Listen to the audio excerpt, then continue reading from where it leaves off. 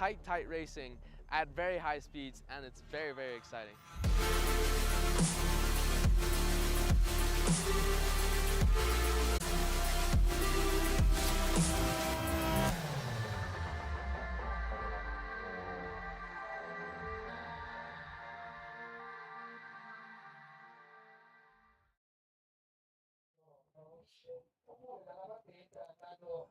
Welcome to day 3 of KiteFoil World Series Italy here in Poetto Beach, right in the south of Sardinia. Hi, my name's Andy Rice. We can't wait to bring you all the action. The first race about to get underway.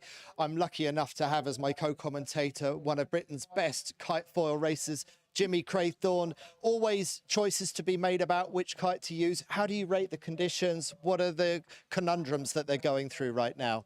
Exactly. So at the moment it's currently 8 to 9 knots. So that's a steady kind of big kite decision. So we've seen a lot of riders launch their 23 meters and 21 meters for the girls. But I think the conditions are establishing, they're building. So we might see a bit of kite change action later on. Right, and we are leading into the final day happening on Sunday. So it's all about getting into the top 10, whether you're male or female. You want to be in the top 10 for tomorrow's medal series, which will also be live streaming. But how did we get to this point so far? We've had 2 great days of racing. Let's get a recap.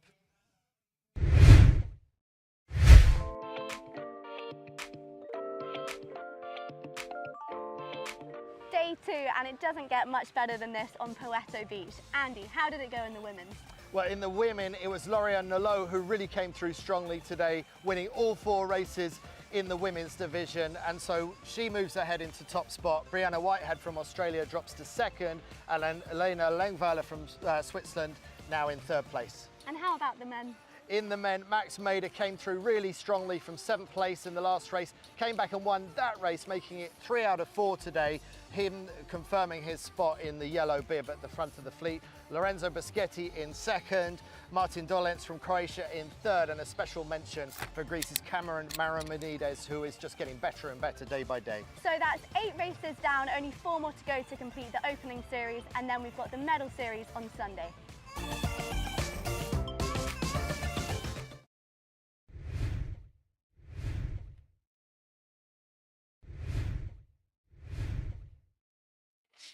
Right, so we are just a few minutes away from the first race. Jimmy, it's a pretty interesting scenario in men and women. What really stood out for me yesterday was Cameron Maramonides leading that last race for such a long time. Slightly undercooked his last lay line to the top windward mark. Max Mader managed to get ahead of him, but Maramonides trying to qualify for Greece for next year's games. He's looking increasingly like he's got the form and the ability to do that, doesn't he? Absolutely. He's so impressive. He's had such a good year. He's had speed for a while, but I think just getting that racing experience under his belt, and yeah, I'm excited. He really impressed us yesterday, and I'm looking forward to what he has for us today. And as for the women, I think you'd agree with me, Elena Lengweiler from Switzerland, she's one to watch as well.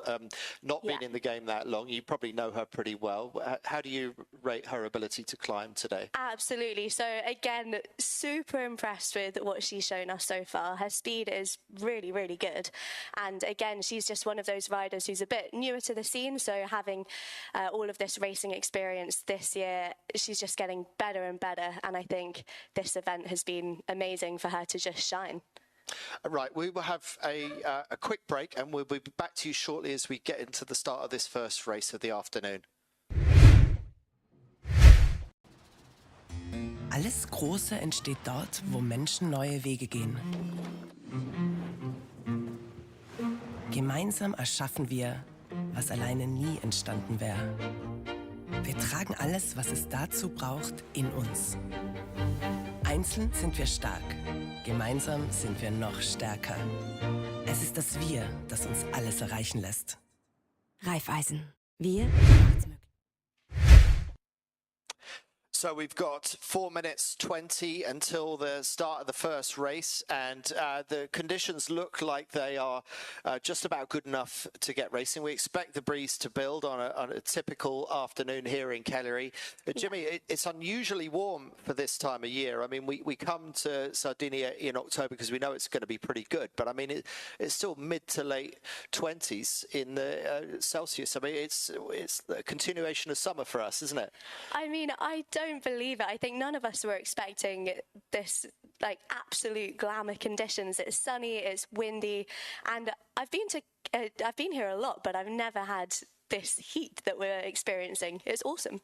Now, I know it's been a long season, but what are your friends from the British squad not doing here? I mean, surely they must be looking at this and thinking, oh, we should have just done one more event, or maybe they really are happy that they're taking a bit of time out, because it's been a hectic season, hasn't it?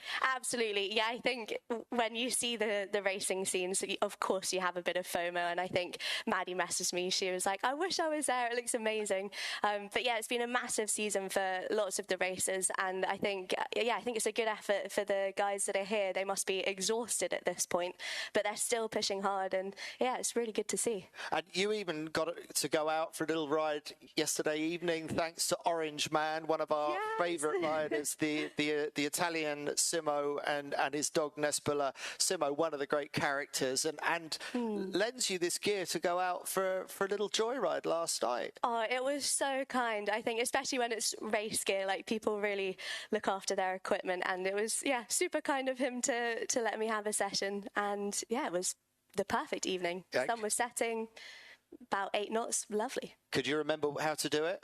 I could just about remember how to do it. You've not long been out of the campaign scene, have you? So I'm sure it's still there. Now, the previous 2 days, day one with the breeze a little bit further right, it was a go right course, wasn't it? You either needed to execute the port tack start if you could get away with it, or start near the committee boat and do a very quick tack over to the right hand side. Yesterday it didn't seem to matter so much, so mostly we saw the fleet starting on starboard. Bit early in the day to ask you, but any clue as to how you would be approaching the first race today?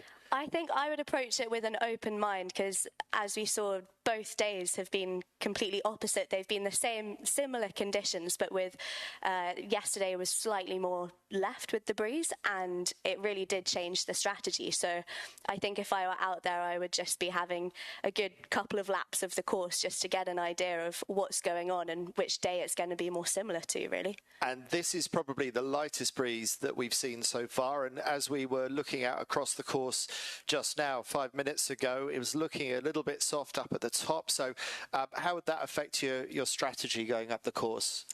Yeah, I think I would be kind of playing it a bit safe going into that ley line for the windward and giving myself a bit of room for error. You'll probably see a bit of pumping out of the manoeuvres with this lighter wind, but I think the wind is slowly building, so it should get easier and easier for the riders. Martin Dolence, well, he was given a big up by our race officer, Mikhail, who says that the Croatian starts have been absolutely spot on. And I asked Martin about this yesterday.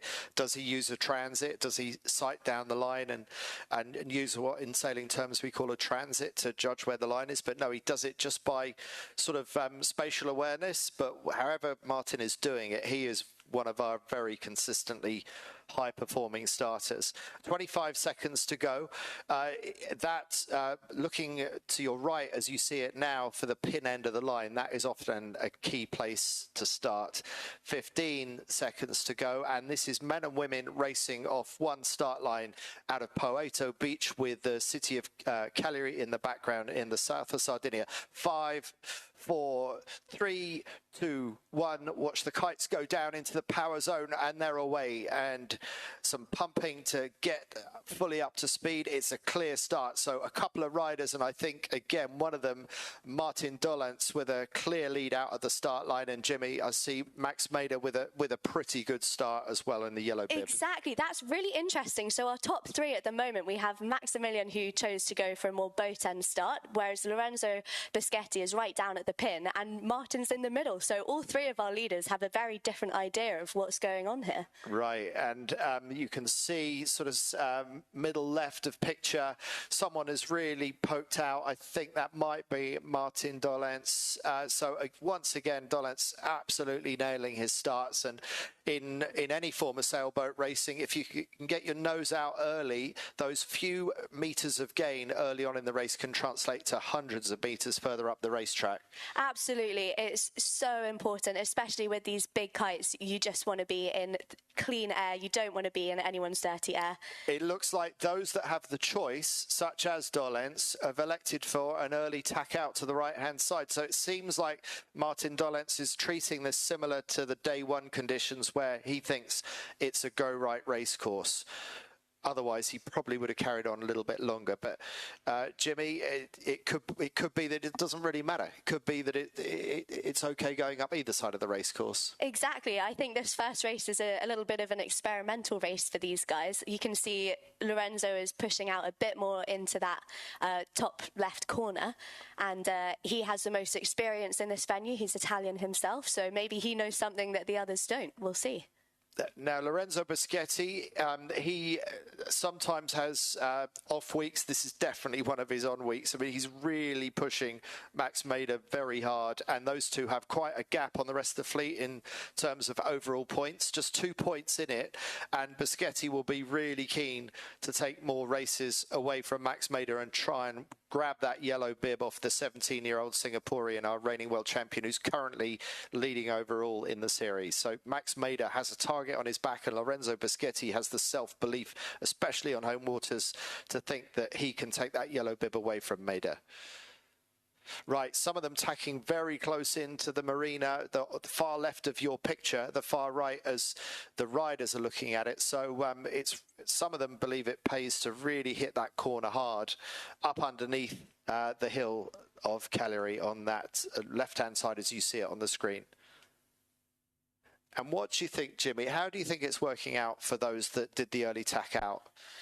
It's interesting. I think, well, Maximilian's found himself in a bit of an Italian sandwich. So we've got Lorenzo Boschetti leading, then it's Maximilian currently in second, and Ricky was in third just a second ago. So I think those Italians did push out into that left-hand corner. And I do know that go-right strategy is a bit hit and miss early in the day when the breeze is building. So this is going to be really interesting seeing everyone line up into that ley line. So Boschetti on port tack. He's one of the port tackers about to tack, and Max Mader already on starboard tack. So how will Boschetti fit in? It looks like the leading starboard tackers are at the front. So I think Max Mader's decision to tack in early towards the cliffs has worked out. And somebody, don't know who that is, but somebody's having to tack out again in about fourth place and going up onto the ley line again. Yeah, everyone's pretty spread out on that ley line. I think it might be a wise decision for the guys at the back kind of double tacking, but we'll see if Maximilian has it. He's got a good high mode on him at the moment. It's Max Mader and Max Nochet, the French Max, that are first and second at the moment, and it looks like Nochet is just going to get over the top of Max Mader. So a better ley line judgment by the French rider going around in first place. And Max Mader with a bit of a gap now behind Nochet, but he still gets around in second place. And Jimmy, who do you think it is in third? So in third, it's the light wind legend. It's Florian Gruber, who, again, did a good job calling that ley line. Right, so Flo Gruber, we saw him performing so well in Traunsee in the light winds of Austria just a week ago. So Flo Gruber up in the front few, and Lorenzo Boschetti in about fourth place at the moment. So our front contenders are certainly doing very well in this race so far, but it's Maxime Nochet from France that is currently leading and has just jibed as the rest jibe to follow him. It's amazing how both him and Max could come into the windward at the same time, but a better ley line creates this quite incredible lead that we can see at the moment. They're doing about 24 knots of speed downwind, 25 at times. Considering that the breeze is only 7 or 8 knots, that gives you a measure of just how efficient these kite foilers are, even in these really light winds. So absolutely gobbling up this racetrack. It's a 2-lap race course with a slalom turn at the end. And the great thing about this race course is that there are so many jeopardy moments, so many opportunities for overtaking. You can't afford to relax for a moment when you're kite foiling. Jimmy, one of the things that people like about Poetto Beach, though, is that the water's quite clear. There's not much in the way of seaweed or leaves or anything else. It's quite clean water, isn't it? Absolutely, it's such a pleasure to ride in. Apart from Martin, who hit a plastic bag yesterday, I think that was the only plastic bag of the whole event so far, really. So, yeah, it's super nice and clear, good to ride in, and less kind of down to luck of if you hit anything in the water. Now, considering what happened on the first leg, what's your strategy? What would you favour if you were Maxime Nochet and you've got the choice of where you want to go on the next leg? I think I would just be keeping my eyes out for any shifts coming in and probably going more towards that right-hand corner. But I think at the moment it's patchy and it's shifty, so you just want to be in the breeze going fast. So it's not all about banging one side or the other necessarily. You've got to keep your options open a little bit more than that. So coming towards the bottom of the course, it's a matter of how well have you judged your lay line. Of course, that lay line can vary depending on what the breeze is doing and how that's changing. But it looks like Nochet has judged his approach pretty well. So Maxime Nochet leading towards the bottom of the first lap and just reaching the halfway point of this race course. So this is how fast these races go by. We've got 4 races scheduled for day 3. This is the concluding session today of the opening series, and it's about getting into the top 10 for tomorrow's medal series. And currently in 7th overall, that's where Max Nochet is. But if he holds on to this race lead, then he's going to move up the order. Nochet goes round in first place, but Max Mader has closed the gap in second. In third place, Lorenzo Boschetti. He's got past Flo Gruber, so it's Boschetti now up into third, and Flo Gruber chasing in fourth with our recent European champion, the Italian Riccardo Pianozzi, in fifth. Early tacks here, Jimmy. It seems like the right-hand side is the side that they want. Yeah, they're all going for it. They all seem pretty convinced on that side of the course. And you can tell that it's light wind. I mean, the speeds that we're seeing for the downwind were only low 20s, and usually those are upwind speeds for kites. So it's a struggle. It's proper light wind conditions, and yeah, they're pushing hard. When they're going as fast as they are, it never looks like a struggle until it is.